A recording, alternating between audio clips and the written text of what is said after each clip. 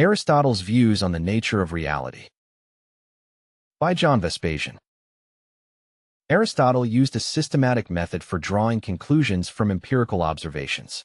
His concept of reality revolves around the idea of substance, which actually means entity, in the sense employed by Aristotle.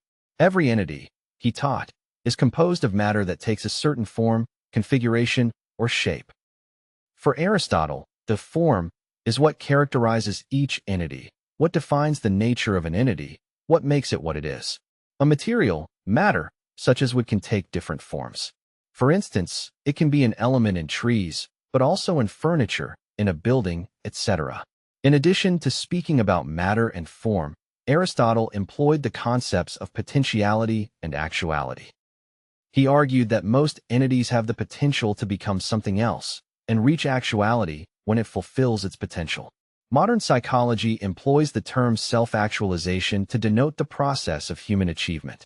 A man who pursues goals that fulfill his potential is driven by self-actualization.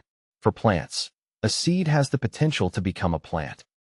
When a seed grows into a plant, it attains actuality, but psychologists don't employ the term self-actualization for plants and animals due to their inability to formulate complex goals. Key concepts in Aristotle's views on the nature of reality. Aristotle's theory of potentiality and actuality helps us grasp change and causality. The world is driven by entities that try to achieve their full potential. They generate relationships of cause and effect. Plants grow. Animals look for food. Human beings build homes and roads. Aristotle only managed to outline his philosophy of reality after he had abandoned Plato's theory of forms. Plato believed in a mythical realm populated by perfect, immutable ideas or forms. According to Plato, the objects we perceive are just a reflection of the realm of forms. After rejecting Plato's theory of an invisible realm of perfect forms, Aristotle simply pointed out that forms are part of the entities themselves. Each entity is made of matter and form. You cannot have one without the other. By using reason, humans can identify relations of cause and effect between several entities. There are 4 different types of causation, according to Aristotle, that is, for possible types of cause and effect relationships. Aristotle named them the material, the formal, the efficient, and the final cause. Let us take a bed as an example. What is the material cause? The wood that has been employed as material to make the concerned item. What is the formal cause? The carpenter's design or idea of a bed. The efficient cause is the carpenter himself.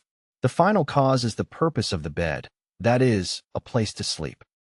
By employing the Aristotelian concepts of matter and form, potentiality and actuality, and the types of causation, material cause, formal cause, efficient, and final cause, we can assess reality systematically, draw conclusions, and gather knowledge. Aristotle's views on the nature of reality compared to Heraclitus. Aristotle's views on the nature of reality represent a gigantic step from the views of prior Greek philosophers. For instance, Heraclitus, around 500 BC, had been defending the doctrine that everything flows. For Heraclitus, constant change is the main characteristic of the world. He illustrated his theory by saying that you cannot step twice into the same river, because the flowing water is constantly reshaping the river. Heraclitus theorized that the universe is made of opposites such as life and death, day and night, hot and cold, etc. Those interact with each other all the time, keeping reality in constant movement. It is obvious that Heraclitus' theories are wrong. They fail to explain the inertness of elements such as metals and minerals, or the essential stability of human personality. Compared to the philosophy of Aristotle, Heraclitus' ideas can only be regarded as childish. Aristotle's views on the nature of reality compared to Parmenides. 1 generation later, Parmenides, around 450 BC, argued that change is an illusion. Reality is unchanging, eternal, and driven by the One, a mythical entity that governs the world. Parmenides' concept of the One is profoundly obscure and his explanations don't make sense.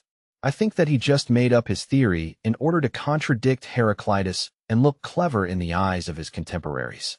It is obvious that Parmenides' theory of a static, unchanging reality is nonsense. His dismissal of sensory perception turned him into a fiction writer, not a philosopher. Aristotle's theory of the nature of reality is vastly superior to Parmenides' ideas. Aristotle's views on the nature of reality compared to Socrates. Socrates, 469 to 399 BC, did not propose a comprehensive theory of reality because he primarily focused on ethics and on the right method for acquiring knowledge. The Socratic method consists of asking probing questions to challenge assumptions and beliefs. The purpose of questioning is to stimulate critical thinking. Plato, 429 to 347 BC, recounted how Socrates used to engage dialogues with other people to question their beliefs and lead them to self-reflection. The Socratic method aims at helping individuals to reach better conclusions.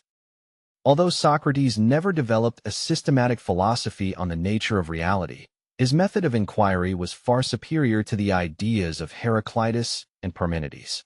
At least, Socrates never preached that everything is changing all the time, nor spread the idea that the world is governed by the One, without providing any proof. Aristotle's views on the nature of reality compared to Plato's. Plato, a student of Socrates, invented the theory of forms.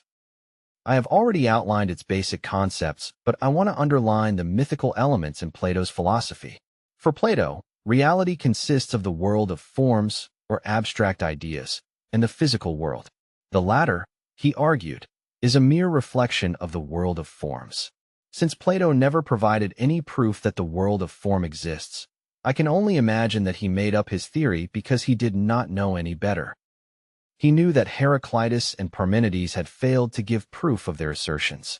He wanted to come up with improved explanations, but he proved unable to develop a systematic and realistic approach. Until Aristotle, no philosopher had done so. Plato asserted that the mythical world of forms contains the ideal forms of everything we encounter in the world. There are ideal forms of a perfect square, a perfect triangle, etc. What we perceive are just imperfect imitations of those ideal forms. Since only forms constitute true reality, the physical world is untrustworthy as a source of knowledge. No wonder that the followers of Plato fell into deep mysticism, while Aristotelian thinkers went on to create science, invent machines, and build modern civilization. If you want to improve your life here and now, you should embrace Aristotle's views on the nature of reality. If you are interested in applying those principles to solve real-life issues, I recommend my book, Thriving in Difficult Times. For more information, go to johnvespasian.com.